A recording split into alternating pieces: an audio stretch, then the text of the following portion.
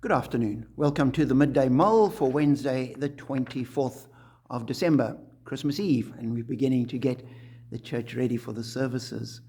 With Robert Murray McShane, we're reading through the book of Chronicles, which seems to have nothing to do with Christmas, but in chapter 29, Hezekiah becomes the king. In the previous chapter, Ahaz had closed the temple.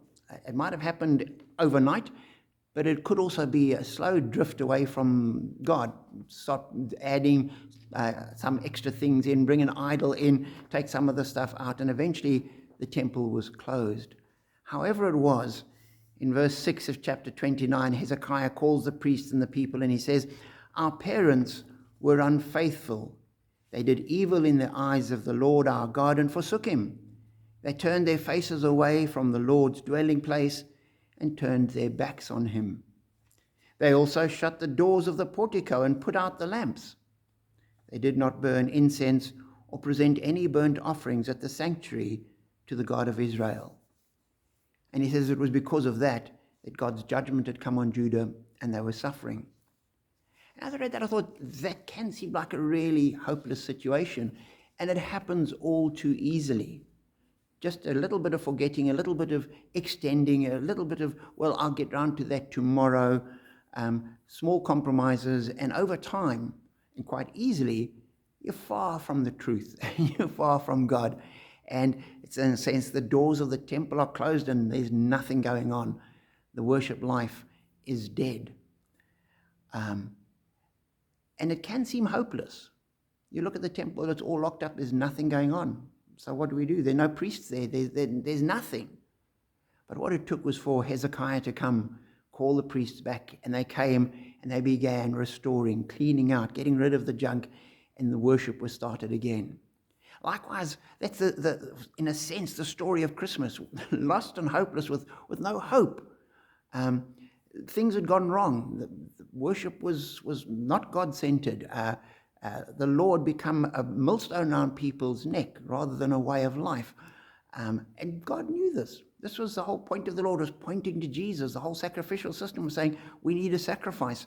We need blood to be shed that we can be restored and made whole. And the Christmas story is in the midst of the hopelessness of the situation, an oppressive Roman occupation, Herod the king ready to kill anybody he needed to cling to power, and the leadership of the Sanhedrin compromised and aligned with Pilate and Herod because that was to their own advantage. A hopeless situation, and into that a child is born, and that is the beginning of everything changing.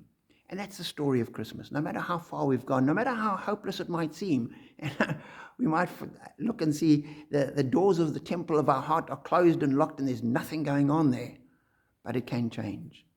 And that's always worth remembering. And no matter how far we've drifted, no matter how long it's been, no matter how desperately lost we or others might be, Jesus comes and he calls and he draws us to himself.